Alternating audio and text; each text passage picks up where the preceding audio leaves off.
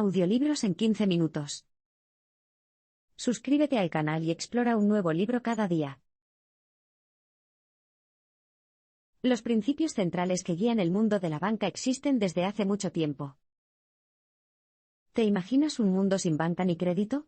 Si bien puede parecer imposible de concebir, lo cierto es que el sistema bancario tal como lo conocemos, un sistema basado en el crédito y el endeudamiento, es una configuración relativamente nueva. La antigua Babilonia tenía una forma de banca. Sabemos que el papel moneda circulaba en China en el siglo 7 a.C. y que había puestos y mostradores en el mundo grecorromano donde se podía prestar e intercambiar dinero. Pero los fundamentos de la banca moderna realmente comenzaron a desarrollarse en los siglos XVI y XVII. Este cambio está asociado a las ciudades italianas y, en particular, a la República de Génova. De hecho, la palabra banco proviene del italiano, ya que el banco era la tabla en la que se realizaban las transacciones. Sin embargo, a medida que el comercio se expandió, se colonizaron nuevas tierras y los estilos de vida de los monarcas se hicieron cada vez más extravagantes. El antiguo sistema bancario simplemente dejó de funcionar. Sin embargo, este nuevo mundo de comercio no se construyó con dinero material y metales preciosos, sino que se formó mediante un complejo sistema de crédito.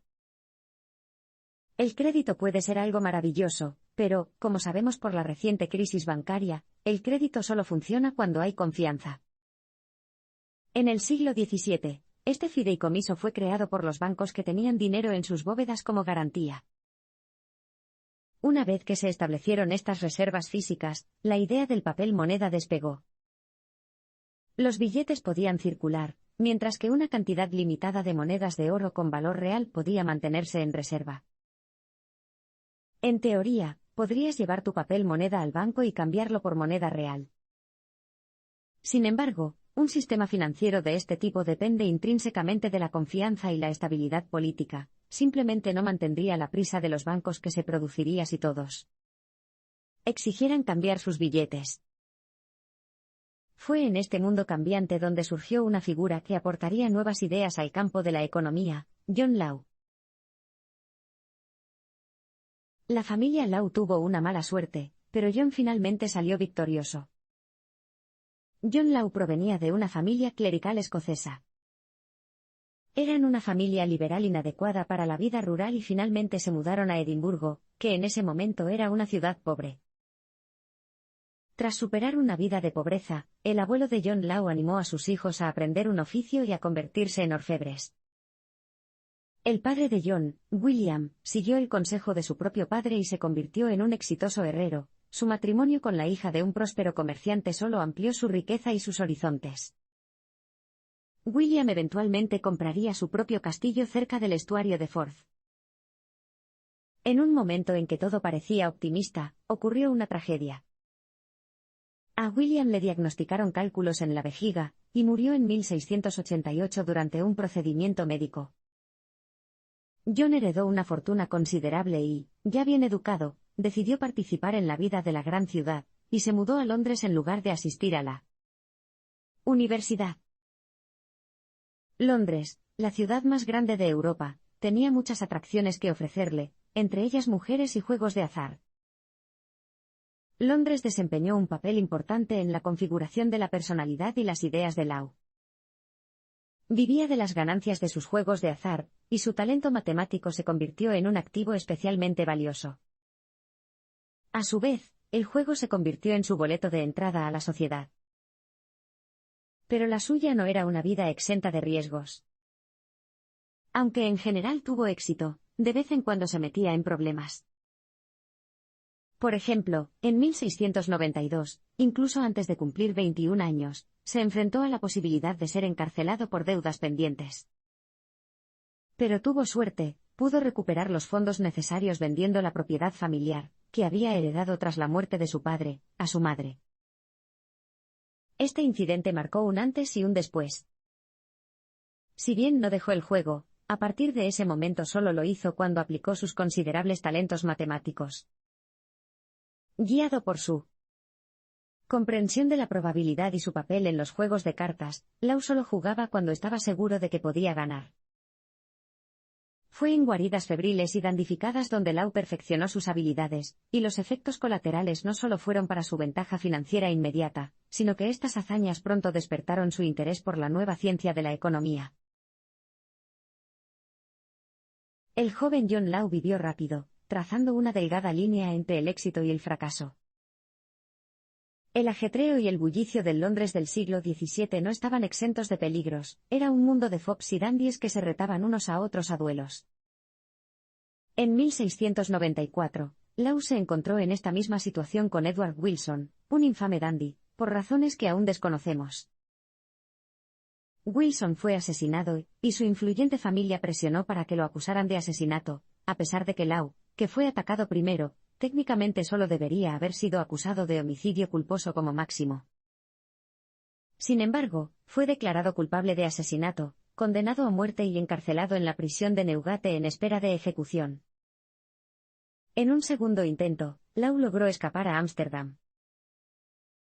La vida de Lau en Londres lo había llevado a un pelo de la muerte. Pero ahora, en el continente, quedó claro que esta experiencia lo había preparado bien. Pudo mantenerse a flote apostando mientras cruzaba Europa. Mientras vivía en Francia, también conoció a su futura pareja, Catherine, que en ese momento era la esposa de un noble francés. Catherine se quedó con Lau el resto de su vida. Sin embargo, el interés de Lau por la economía no disminuyó. Se sumergió en su estudio y comenzó a refinar sus ideas. Lau creía que los países de Europa se habían vuelto demasiado dependientes de la explotación de materias primas para generar riqueza. Estaba convencido de que la introducción del papel moneda estabilizaría estas economías. Lau expuso sus ideas en un folleto de 120 páginas en 1705, pero tuvo una acogida tibia. En 1704, tras 10 años en el continente, Lau pidió perdón a la nueva reina de Gran Bretaña, la reina Ana, para que pudiera regresar a su tierra natal. Quería más que nada poner a prueba sus teorías sobre la economía escocesa. Pero, dado que su petición no tuvo éxito, se dirigió a otro lugar, Francia. En Francia, John Lau encontró un contexto ideal para poner en práctica sus teorías económicas. Corría el año 1705, y Lau había puesto su mirada en Francia como un país adecuado para poner a prueba sus ideas. Solo había un problema: Gran Bretaña estaba en guerra con Francia y Lau, atrapado en Holanda, no podía llegar a París. Sin inmutarse, Lau envió sus ideas a Nicolas de Marais, el ministro de Finanzas del rey. La ley había elegido a Francia por una buena razón: el país tenía una deuda extraordinaria, unos 2.000 millones de libras, es decir, aproximadamente 11.700 millones de dólares en dinero actual. La ley vio el aumento de la oferta de dinero como una posible solución. Pensó que al hacerlo, se podría estimular la economía. Se podrían recaudar más impuestos, se podría reducir la deuda y aumentar la inversión. La confianza de la ley en el papel moneda pasaría a desempeñar un papel clave. Simplemente no había suficiente oro y plata en Francia para gestionar la deuda.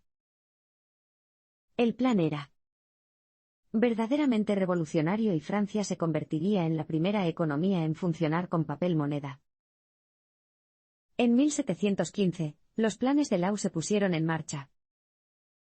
Felipe, duque de Orleans y regente del nuevo rey, Luis XV, se mostró receptivo a las ideas de Lau.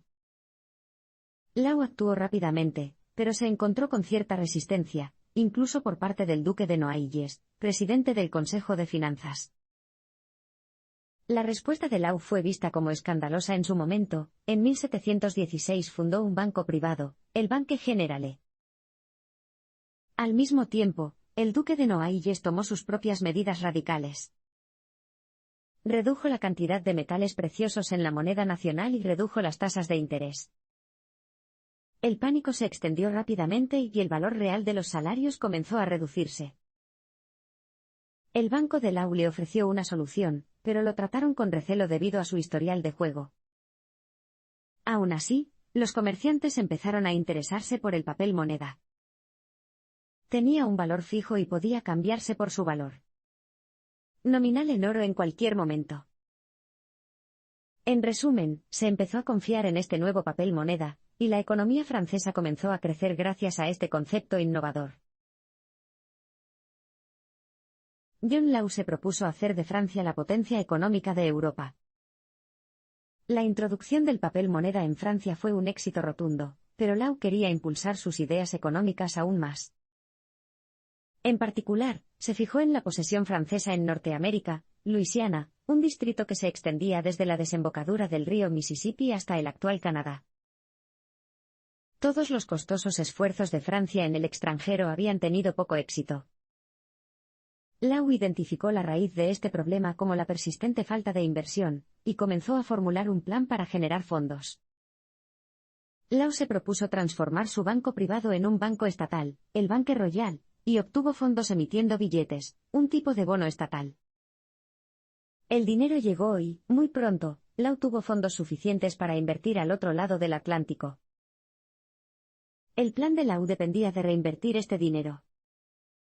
En 1717, compró la Compañía de Mississippi con el dinero que había adquirido a través del sistema de emisión de bonos de la Banque Royal. Su objetivo era simple, quería monopolizar el comercio. En consecuencia, la Compañía de Mississippi compró las rivales Compañía de las Indias Orientales y la Compañía de China, y también comenzó a incursionar en el comercio de tabaco desde Senegal. Decir que las ideas de Law fueron un éxito sería quedarse corto. El valor de las acciones de la Compañía de Mississippi aumentó considerablemente y, en julio de 1719, Law pudo comprar la Casa de la Moneda Real. En otoño de ese año, su posición era inatacable. Ofreció hacerse cargo de la deuda estatal de 200 millones de libras a una tasa de interés del 3%, y pagó otros 53 millones de libras por los derechos de recaudación de impuestos. Los gastos de Law financiaron la emisión de más acciones de la Compañía de Mississippi. Su valor, a su vez, se disparó. Fue un boom económico fenomenal que parecía imparable. Es más, todo había sido posible gracias a la insistencia de Law en el valor y el potencial del papel moneda. El éxito de John Law enriqueció a muchos y fue visto como un milagro económico. Para 1719, Law había creado en la Compañía de Mississippi lo que parecía una máquina imparable de creación de riqueza. Fue una figura célebre y abundaron las historias de inversores exitosos, muchos de los cuales se convirtieron en celebridades por derecho propio. Pero junto con este éxito hubo cierta especulación y los precios se dispararon. Por ejemplo, en ese momento en Francia, una sola chica podía costar hasta la mitad del salario mensual promedio de un artesano. En medio de esta locura, el término millonario se acuñó por primera vez para describir a quienes se habían enriquecido a través de la Compañía de Mississippi. La ley comenzó entonces a expandirse y a fomentar la inversión extranjera. Esto era particularmente importante, ya que el sistema de papel moneda tenía que estar respaldado por monedas reales depositadas en los bancos. Más monedas extranjeras significarían que se podrían imprimir más billetes franceses. Sin embargo, esta estrategia fue muy criticada, llevó a que se emitieran cantidades de crédito cada vez mayores. Para la segunda mitad de 1719, los resultados estaban a la vista, se había formado una burbuja y los precios de las acciones de la Compañía de Mississippi se habían multiplicado por 20. La estrella de Law estaba en ascenso. La gente venía de todas partes para hablar con él, y se convirtió en una verdadera celebridad. También fue nombrado miembro honorario de la Academia de Ciencias. A pesar de toda esta atención y de su nueva fama, Law mantuvo los pies en la tierra, invirtió con cuidado, especialmente en propiedades, y se dedicó a racionalizar el sistema tributario, un punto especialmente débil de la estructura burocrática de Francia. El año 1719 había sido uno de grandes logros para el derecho, que culminó con su nombramiento como Contralor General de Finanzas en 1720. Pero justo cuando su estrella brillaba más, las nubes empezaron a acumularse. Las vulnerabilidades del sistema económico de John Law se hicieron cada vez más evidentes. A principios de 1720, Law estaba en la cima del mundo, y la perspectiva de un mayor enriquecimiento gracias al éxito de la compañía de Mississippi parecía asegurada. Los inversores acudieron en masa para invertir en la supuesta acumulación de riqueza de la empresa en Luisiana, pero el plan resultó ser nada más que aceite de serpiente. Nunca se encontraron las abundantes vetas de minerales de oro y plata que se esperaban, la tierra era infértil y los pueblos indígenas siguieron resistiéndose. En poco tiempo, los precios de las acciones de la compañía de Mississippi se estabilizaron. Lamentablemente, el destino de todo el sistema económico de Francia, que ahora se basa en la confianza en el papel moneda, estaba en ese momento indisolublemente ligado al éxito de la empresa. Cualquier caída en la suerte de la compañía de Mississippi podría extenderse y, a partir de finales de 1719, los principales accionistas de la empresa empezaron a abandonar la empresa. La gente también comenzó a sacar monedas del país, por temor a la creciente probabilidad de que otros empezaran a intentar cambiar su inútil papel moneda por moneda fuerte. La ley estaba en apuros y se empeñó en imponer medidas desesperadas. Prohibió la exportación de monedas y, cuando la gente intentaba cambiarlas por otros objetos de valor, incluidos diamantes, la ley prohibía el uso de diamantes. Fue una carrera hacia el fondo que Law nunca pudo ganar. Cuando Law prohibió todas las demás formas de moneda, excepto los billetes, ya había sufrido una crisis nerviosa. Sin embargo, se imprimieron más billetes hasta que la cantidad en circulación entre enero y mayo de 1720 se duplicó hasta alcanzar los 2.600 millones de libras, o unos 200 millones de dólares en fondos actuales. En diciembre, Law fue denunciado como un charlatán al dejar de lado el principio fundamental de su sistema económico, devaluó unilateralmente el papel moneda a la mitad. La multitud enfurecida creció y se enfureció, y las decisiones de Law fueron revocadas rápidamente. Poco después, fue destituido ignominiosamente de su puesto de Contralor General de Finanzas y puesto bajo arresto domiciliario. Las ideas económicas de John Law fueron finalmente condenadas y murió en la pobreza. En cuestión de meses, la vida de John Law se puso patas arriba, pero su arresto domiciliario no duró mucho. Tras su liberación, formuló un nuevo plan para estabilizar la economía, y fue reincorporado como Contralor General de Finanzas. Pero ya era demasiado tarde. Se había perdido la confianza en la economía local, y la gente corría a los bancos para cambiar papel moneda por monedas. No había nada que Law pudiera hacer para salvar la situación. En octubre de 1720, la inscripción estaba en la pared. Al mes siguiente, el sistema de papel moneda que había establecido Law dejaría de existir. También fue el fin de la compañía de Mississippi. Ya cerca de la quiebra, cuando el comercio marítimo se estancó debido a un brote de peste, quedó claro que los días de la empresa estaban contados. Ya era suficiente, y Law quería irse. Se dirigió con su hijo a Holanda e Italia, pero a su esposa e hija no se les concedió permiso para salir de Francia. No tenía un centavo y no había nada que pudiera hacer.